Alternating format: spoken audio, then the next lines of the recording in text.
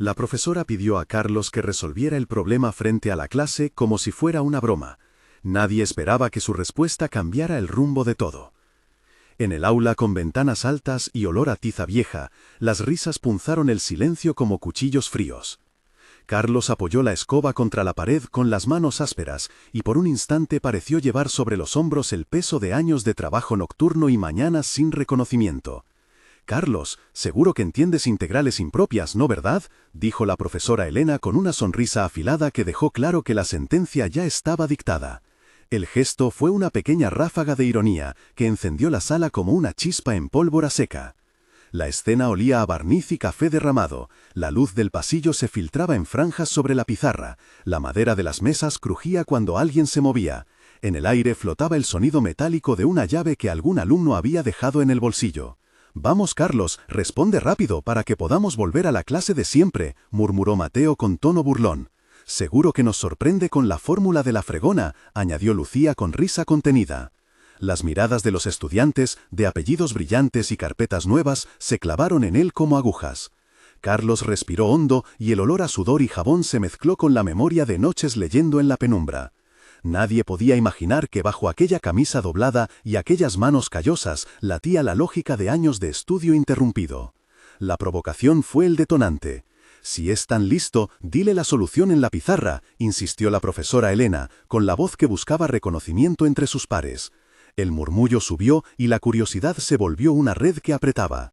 Carlos dejó la escoba y caminó hacia la pizarra. Sus pasos fueron silenciosos sobre el suelo encerado, y el aire pareció espesarse. La tiza rozó la superficie y el sonido seco hizo que la risa se quebrara.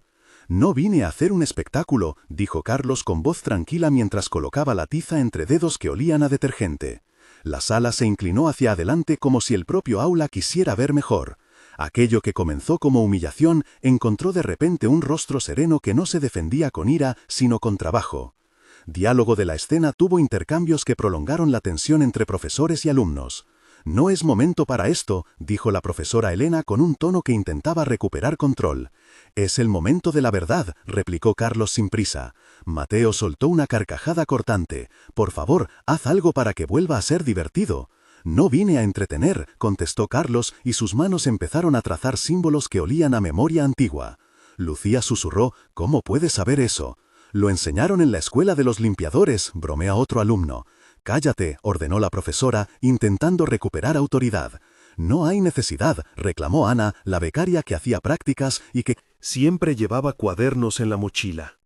«Dejadle hablar», dijo Ramiro, el conserje adjunto, que conocía a Carlos desde joven. «Me interesa lo que va a decir», murmuró Marta, la secretaria, acercándose a la puerta. Cada réplica llevaba una reacción física, un ceño que se fruncía, un lápiz que caía, un suspiro que se convertía en silencio. Las 10 intervenciones escalonadas en la escena convirtieron la burla en expectación. Cuando la tiza empezó a mover símbolos, la sala se transformó. Las letras y números salieron de la mano de Carlos como si fueran hojas llevadas por un viento antiguo. La ecuación, que parecía un nudo imposible, se abrió con una elegancia inesperada.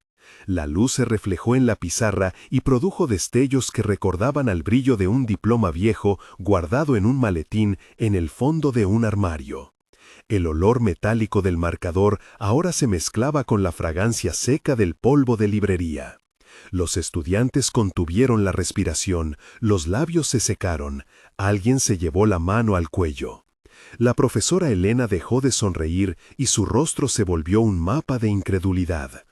Un silencio pesado se alojó en la estancia y la risa se convirtió en una sombra de vergüenza. La segunda escena continuó con la transición del bochorno al asombro y exigió una demostración técnica más larga. Carlos explicó con paciencia y claridad, palabras que parecían pulir cada número hasta hacerlo comprensible. Primero planteó Carlos, mientras señalaba la pizarra con la tiza y sus dedos mostraban la costra de años de trabajo. «¿Pero eso es real?», preguntó Mateo con incredulidad. «Es una aplicación de transformadas», respondió Carlos, y dibujó un paso que encajó con otro. «No lo entiendo», dijo Lucía, apartando la mirada. Tienes que ver la estructura, replicó Ana, la becaria, mientras tomaba notas. Es muy elegante, dijo el director Ramiro, que había entrado con paso lento. ¿De dónde ha salido todo esto?, preguntó la profesora Elena, que ahora temblaba un poco. De la práctica y la observación, contestó Carlos, y su voz no perdió firmeza. ¿Te formaste en alguna universidad?, preguntó Marta. Sí, respondió Carlos, pero calló y añadió que la vida lo había llevado por otro camino. Por favor, sigue, dijo el profesor visitante, el doctor Herrera, que había asistido como invitado. No vine a dar conferencias, dijo Carlos, pero continuó trazando soluciones que dejaron a todos boquiabiertos. Las 9 a 10 réplicas entre estudiantes y personal docente, con pequeñas reacciones físicas, ampliaron la escena y ampliaron el contraste entre apariencia y conocimiento. Sensaciones se multiplicaron: el raspado de la tiza, el roce de la chaqueta, el eco de pasos que se alejaban por el pasillo, el brillo plateado de unas gafas que se empañaban por la respiración acelerada, el sabor amargo de café abandonado en un vaso. Cada imagen sensorial subrayó el cambio de atmósfera. El aula, que había sido teatro de humillación, se convirtió en un lugar de revelación. Y con esa revelación nació la pregunta que cruzó todas las arronas. Mentes, ¿cómo es posible que una persona que limpió aulas durante años posea conocimientos que superan a quienes lo insultaron? Tras la demostración vino el aftermath inmediato y la curiosidad de los estudiantes se convirtió en investigación. Un grupo de alumnos empezó a indagar. «Tenemos que saber más», dijo Ana con empeño. «¿Y cómo lo hacemos?», preguntó Mateo escéptico. «Hablemos con él», propuso Lucía, que había dejado de reír.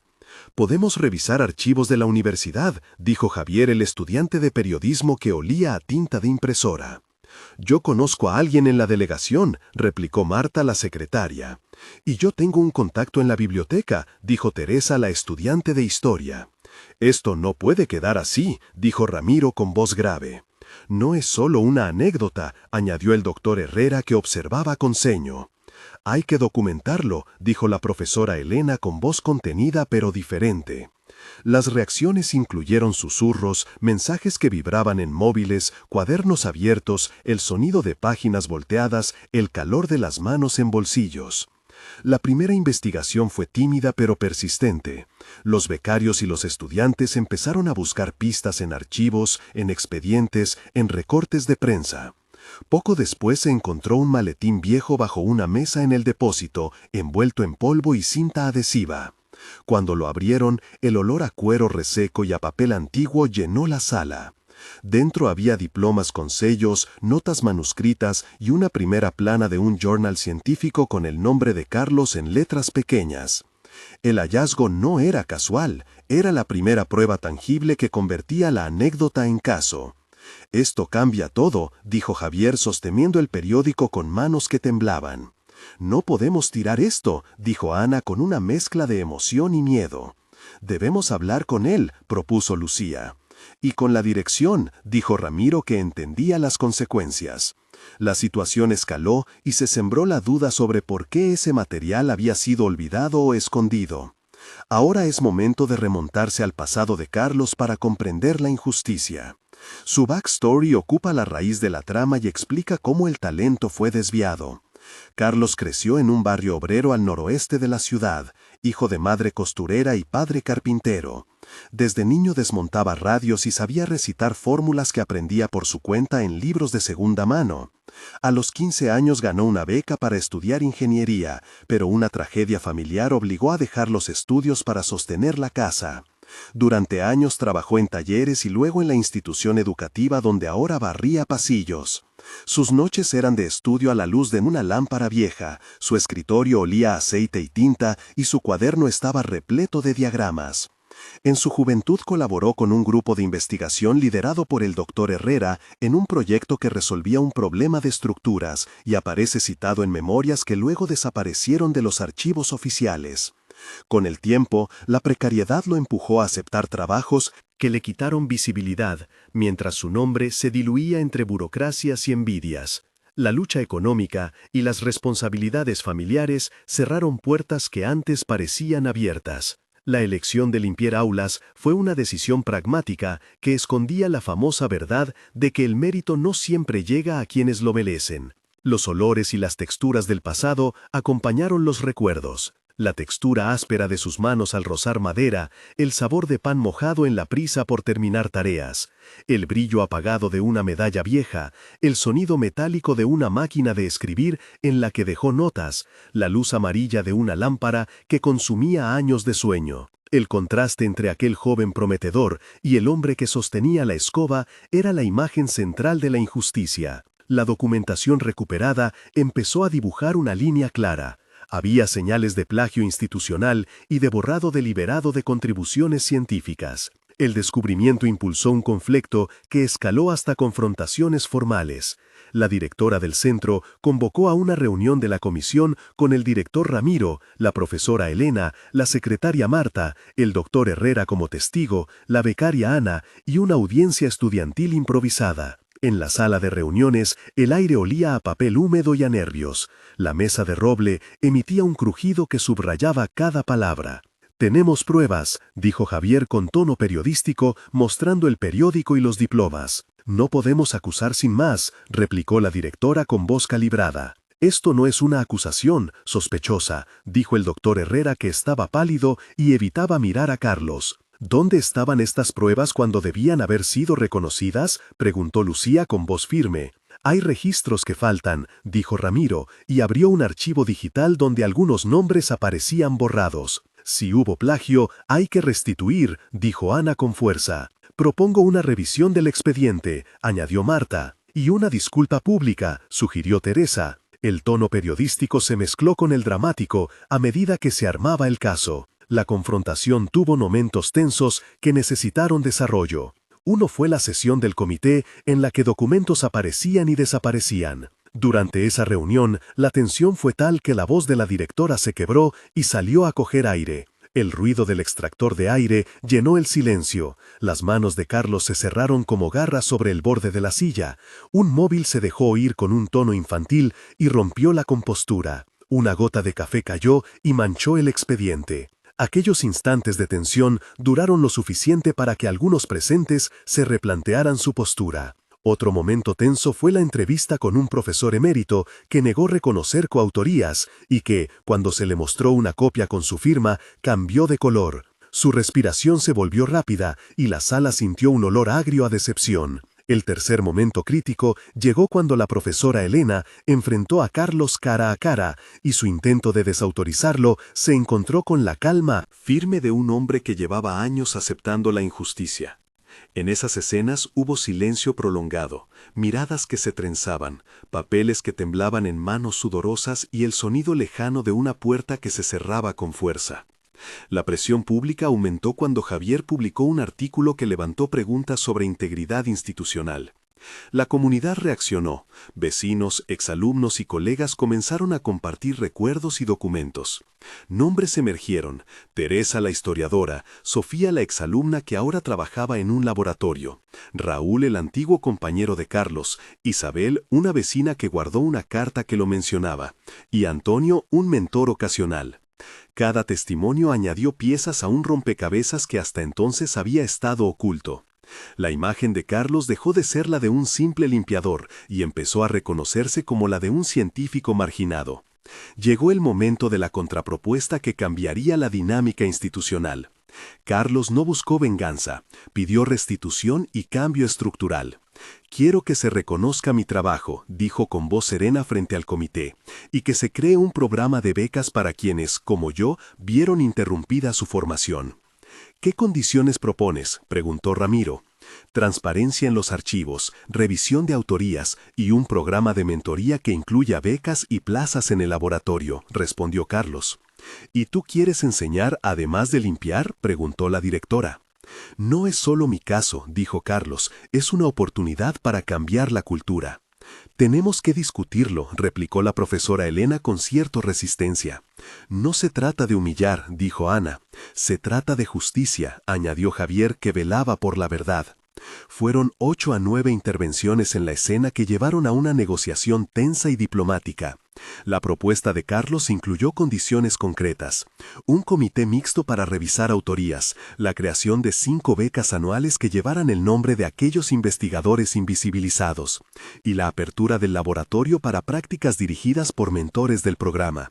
Su discurso estaba cargado de imágenes sensoriales que tocaban a todos. Habló de manos que trabajaban hasta sangrar, del olor del taller donde aprendió a soldar, del brillo en los ojos de un estudiante cuando comprende, de la textura del papel donde una idea fue escrita por primera vez y del sonido de una máquina que enciende esperanza. Estas descripciones reforzaron su petición y transformaron la percepción colectiva. Tras acuerdos iniciales vino la implementación. En el laboratorio, mesas que antes parecían distantes se llenaron de jóvenes que escuchaban atentos. Nombres de estudiantes beneficiados aparecieron con rostros e historias.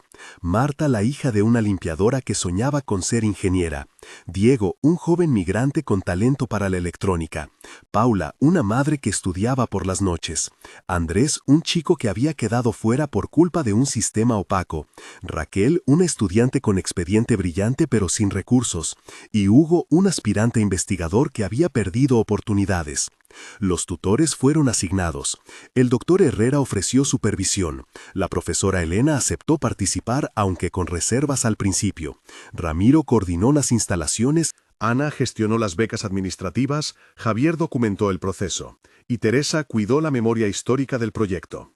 Las escenas en el laboratorio olían a soldadura y a café, al roce de cables y al papel de sobremesa, a manos que se ayudan y a risas contenidas por la emoción del descubrimiento. Las mentorías mostraron resultados rápidos. En el primer mes, proyectos pequeños pero significativos emergieron. Un prototipo de sensor que redujo pérdidas en la calefacción de la escuela, una revisión documental que recuperó aportes olvidados y una pequeña publicación en un boletín local que puso en evidencia prácticas discutibles. Las reuniones de seguimiento olían a marcador y a nuevo material didáctico. Los estudiantes traían bocetos, archivos digitales y tazas de té. La comunidad empezó a sentirse implicada.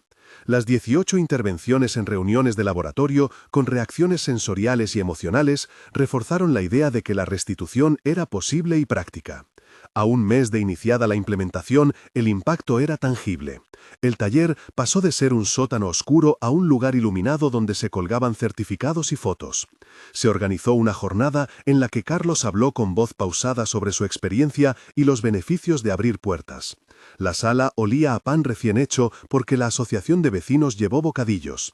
Las manos de aquellos que asistieron estaban entintadas, las miradas brillaban con esperanza. 5 estudiantes presentaron prototipos modestos que mostraron aplicación directa. Se creó un archivo digital público donde la comunidad podía consultar documentos de investigación y autorías. La reacción fue de asombro y orgullo. A los 3 meses, la universidad reconoció formalmente la autoría perdida en algunos trabajos y emitió una nota pública de disculpa. La ceremonia fue sobria. El sonido de las palmas resonó en un salón donde antes solo se escuchaba indiferencia. Los diplomas fueron reenviados a nombres que habían sido invisibilizados, y el maletín con documentos se exhibió como símbolo de memoria recuperada. La profesora Elena dio un discurso breve en el que admitió errores institucionales y pidió perdón de manera reservada. La prensa local cubrió el evento y tituló historias que cambiaron la percepción pública sobre la institución. La comunidad celebró y algunos discutieron si la disculpa era suficiente. A los 6 meses, el programa de becas ya había consolidado su primera cohorte y se planificó una convocatoria nacional. Los primeros resultados de investigación empezaron a aparecer en revistas locales con coautorías claras. La estructura administrativa cambió. Se creó un comité de integridad científica que incluyó a estudiantes, personal y externos. Carlos fue invitado a dar charlas y a participar en decisiones del laboratorio, aunque mantuvo su trabajo en tareas de mantenimiento por elección personal y por compromiso con quienes vienen después. Su figura se convirtió en símbolo de resiliencia y ejemplo de que el talento debe ser protegido socialmente y no enterrado por prejuicios. La transformación trascendió lo individual y se convirtió en legado. Se restituyeron archivos, se cambiaron políticas y se creó una beca que llevaba el nombre. de investigadores invisibilizados. La comunidad ganó acceso a recursos, la reputación institucional se reparó en parte y miles de jóvenes ahora miraban la posibilidad de estudiar sin el estigma del origen. La conclusión moral no fue venganza, sino reparación y estructura sostenible. La historia dejó una pregunta que se convirtió en consigna. ¿Qué haremos para no volver a perder talento por prejuicios? Si esta historia te ha conmovido, quizá hayas presenciado alguna injusticia similar. Si te llega a la memoria un momento en que alguien fue subestimado por su apariencia o por su posición social, te invito a compartirlo abajo. Escribe en los comentarios, cuenta y resume en 2 frases cuándo la verdad derribó un prejuicio en tu entorno. Tus relatos ayudan a mostrar que no estamos solos y que las pequeñas acciones provocan grandes cambios. Los testimonios más relevantes serán leídos en próximos videos y pueden inspirar nuevas iniciativas. Ahora volvamos a la cuestión central y veamos cómo la reacción colectiva terminó por consolidar cambios reales en la institución y en la vida de muchas personas. En la conclusión, lo esencial fue que la restitución no solo devolvió un nombre a un documento, sino que abrió puertas para generaciones. El reconocimiento público y las becas son medidas concretas, pero la verdadera transformación fue cultural. El centro aprendió a mirar más allá de uniformes y apariencias. La profesora Elena, que al inicio subestimó a Carlos, terminó por enseñar en el programa y por convertirse en defensora de la transparencia. El perdón, cuando surgió, no borró el daño, pero permitió reconstruir confianza. Hoy, en el aula que olía a tiza y a barniz, se ven nuevos rostros, manos que antes trabajaron en la sombra, ahora alzan proyectos, y un maletín que antes guardó silencio, ahora se exhibe como recordatorio de cuánto puede perderse cuando la dignidad no se protege. Para cerrar, piensa en esto una línea corta que resuma todo. La justicia no es un acto aislado, sino la suma de pasos que devuelven voz a quien la perdió. Si te ha interesado esta historia, suscríbete para más relatos de personas que transformaron su silencio en legado. Compartir tu experiencia en los comentarios ayuda a crear una comunidad que cree en la reparación y en la dignidad como motores de cambio.